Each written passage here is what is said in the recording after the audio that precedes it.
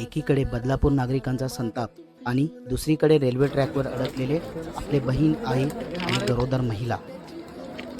या परिस्थितीत प्रांजी गार्डन सिटीच्या लोकांनी मदतीचा हात पुढे केला आणि प्रवाशांना पाणी, अन्न पुरवले.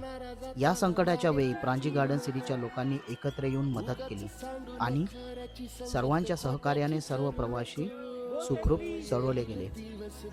चला बाय. प्रांजी गार्डन सिटीच्या रहिवाशांनी दाखवलेली ही उदारता अतिशय अनमोल आहे.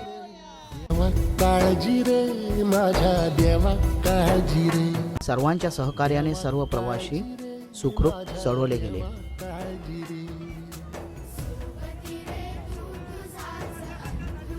ओके.